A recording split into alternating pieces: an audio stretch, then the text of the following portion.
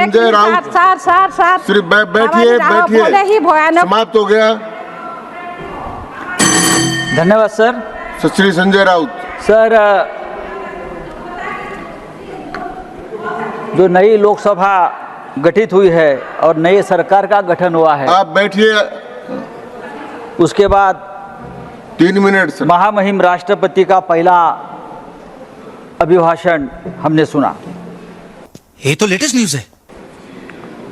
राष्ट्रपति जी देश के सर्वोच्च संवैधानिक पद पर बैठी हुई व्यक्ति है,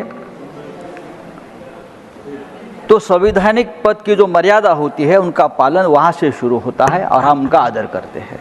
अच्छा, लेकिन ये हमने पहली बार देखा इस बार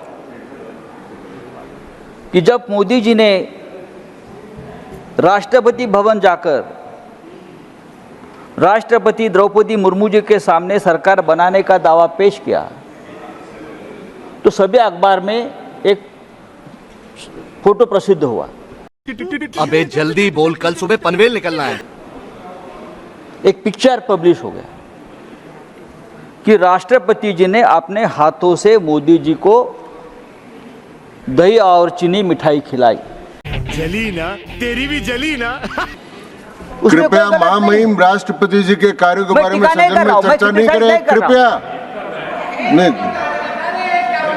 नहीं करें। दही चीनी खिलाई, आग लगा दी, आग लगा दी, आग लगा दी, आग लगा। मैं उसको अच्छी बात है, कृपया ये अंकित नहीं होगा।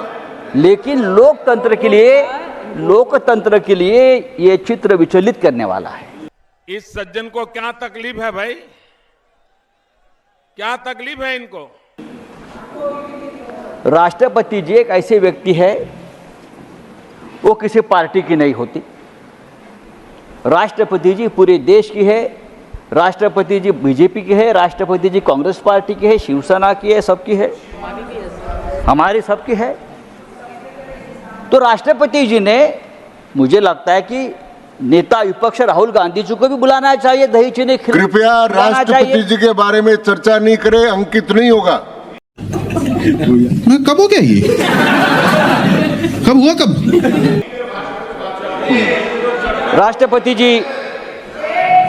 राष्ट्रपति जी देश की संविधान की संरक्षक है,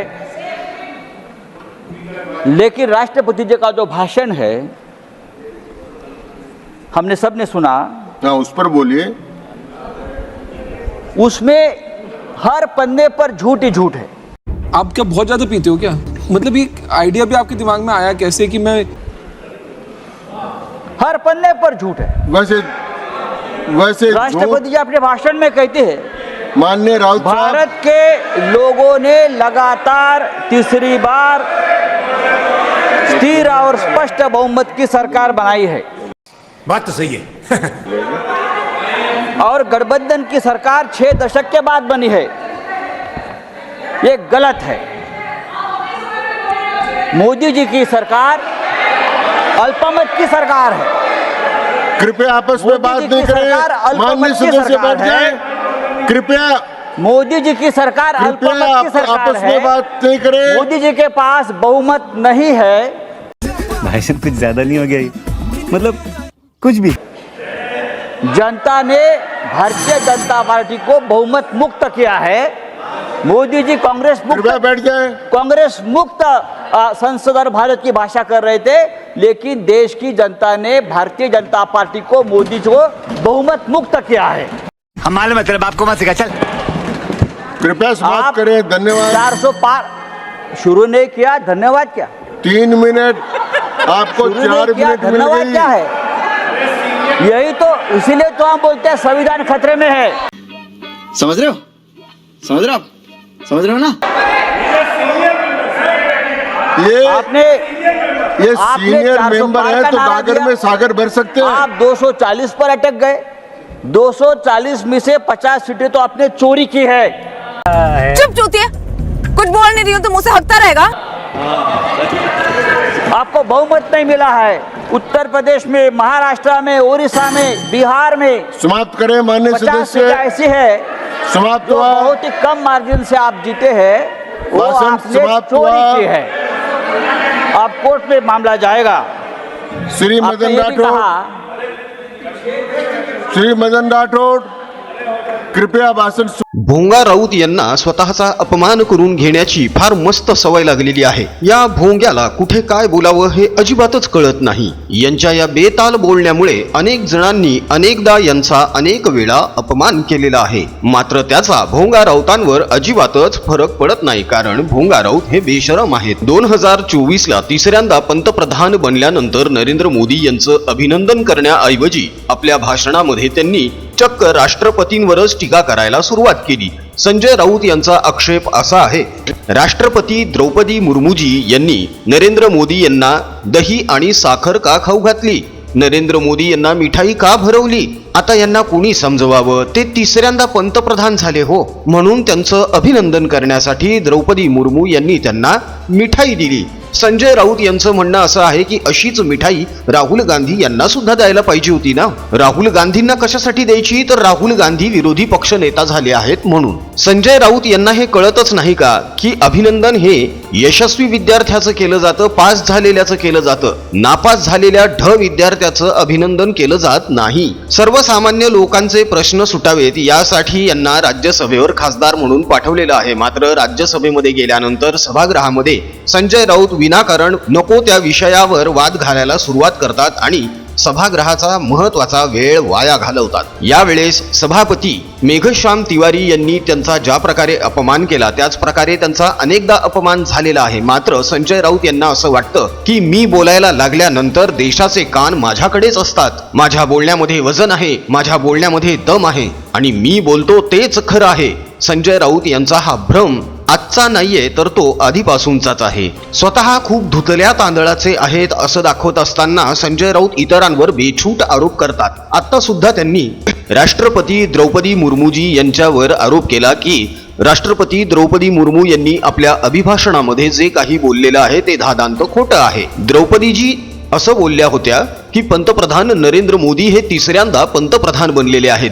आता संजय राऊत यांना हे मान्यच नाहीये का की नरेंद्र मोदी आपले पंतप्रधान बनलेले आहेत। संजय राऊत यांचा आरोप असा आहे किंवा संजय राऊत यांचं म्हणणं असं आहे की नरेंद्र मोदी यांचं सरकार अल्पमतातलं सरकार आहे, नरेंद्र मोदी यांच्याकडे बहुमत नाही। संजय राऊत यांना गणिताचं ज्ञान देखील अजिबातच नाहीये असं यातून दिसून येतं। त्याचं कारण असं आहे की एनडीए कडे म्हणजेच नरेंद्र मोदी यांच्या नेतृत्वामध्ये सध्या 302 पेक्षा जास्त खासदार आहेत आणि ज्या इंडिया आघाडीच्या जोरावर संजय राऊत उड्या मारत आहेत त्यांच्याकडे 240 सुद्धा नाहीत। नरेंद्र मोदी यांच्या समर्थनात असलेल्या खासदारांची संख्या हळूहळू वाढत चाललेली आहे आणि हेच संजय राऊत आणि इंडिया आघाडीचं खरं दुखणं आहे। संजय राऊत हा नापास विद्यार्थ्यांचा मॉनिटर आहे, ज्याला असं वाटतं की आपल्याला शिकवणारे शिक्षक देखील मूर्ख आहेत आणि आपण एकटेच शहाणे आहोत। खरं तर संजय राऊत सारखे जे खासदार सभागृहाचा महत्वाचा वेळ वाया घालवतात त्यांना सभागृहामधून निलंबित करायला पाहिजे।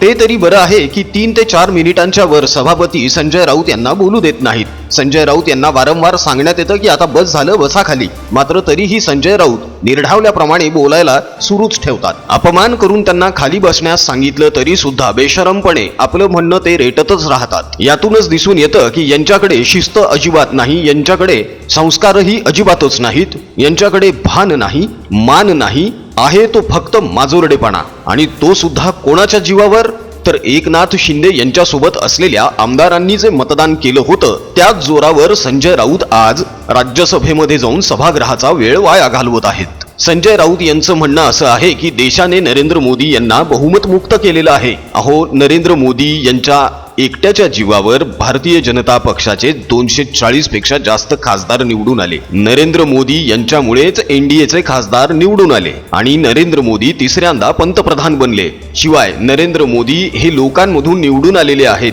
तुमच्यासारखे मागच्या दरवाजाने सभागृहामध्ये वायफळ बडबड करण्यासाठी आलेले नाहीत। संजय राऊत यांना आवर घालणं अशक्य आहे, मात्र यांचा वारंवार असा अपमान व्हायलाच पाहिजे। त्याचा संजय राऊत यांच्यावर काहीही परिणाम होणार नाही, मात्र संजय राऊत किती बेताल आहेत हे जास्तीत जास्त कळेल। ज्याप्रमाणे सभागृहामध्ये 3 ते 4 मिनिटाच्या वर बोलू दिलं जात नाही, त्याचप्रमाणे आता पत्रकारांनी आणि मराठी मीडियाने सुद्धा संजय राऊत यांना 4 मिनिटांच्या वर बोलू देऊ नये। मात्र चहा बिस्किट पत्रकार असं अजिबातच करणार नाहीत, कारण यांना यांच्या पोटापाण्यासाठी यांचा TRP फार महत्वाचा आहे। खरं तर संजय राऊत यांना 4 मिनिटच काय 4 सेकंद सुद्धा बोलू देणं ही ऐकणाऱ्यासाठी खूप मोठी शिक्षा आहे. पण महाराष्ट्राचं दुर्दैव आहे की असल्या बोरू बहादराला रोज सकाळी सहन करावं लागतं. ज्याप्रमाणे सभापती मेघश्याम तिवारी यांनी संजय राऊत यांचा अपमान करून त्यांना खाली बसवलं, त्यावर तुमचं काय मत आहे हे आम्हाला कमेंटमध्ये नक्की कळवा. आजचा व्हिडिओ कसा वाटला हे कमेंटमध्ये सांगायला अजिबात विसरू नका. अजून जर महाप्रपंच या यूट्यूब चॅनलला सबस्क्राईब केलं नसेल तर प्लीज अवश्य सबस्क्राईब करा. सोबतच बेल आयकॉन सुद्धा प्रेस करा, म्हणजे आमचे राजकीय विश्लेषणाचे नवनवे व्हिडिओज सगळ्यात अगोदर तुमच्यापर्यंत पोहोचतील. या व्हिडिओच्या डिस्क्रिप्शन बॉक्समध्ये आमच्या भारत प्रपंच या हिंदी यूट्यूब चॅनलची आम्ही लिंक दिलेली आहे. त्या लिंकला क्लिक करा आणि महाप्रपंच प्रमाणेच भारत प्रपंच या आमच्या हिंदी यूट्यूब चॅनलला सुद्धा सबस्क्राईब करून ठेवा. या दोन्ही चॅनल्सच्या माध्यमातून आम्ही लोकांमध्ये राजकीय जनजागृती करण्याचा प्रामाणिक प्रयत्न करत आहोत, ज्याला तुमची साथ लावणं अत्यंत गरजेचं आहे. त्यामुळे आमच्या चॅनल्सचे व्हिडिओज जास्तीत जास्त प्रमाणावर लाईक करा आणि आपल्या मित्रपरिचितांमध्ये जास्तीत जास्त प्रमाणामध्ये शेअर देखील करा. तुमच्या प्रतिक्रिया कमेंट बॉक्समध्ये पटापट लिहायला सुरुवात करा. आमचा कमेंट बॉक्स तुमच्या प्रतिक्रियांसाठी वाट बघतोय. राजकीय बातम्या, राजकीय घडामोडी, राजकीय अपडेट्स रंगतदार पद्धतीने जाणून घेण्यासाठी बघत रहा महाप्रपंच. पुन्हा भेटूया पुढच्या व्हिडिओमध्ये. जय हिंद, जय महाराष्ट्र, वंदे मातरम, जय श्रीराम.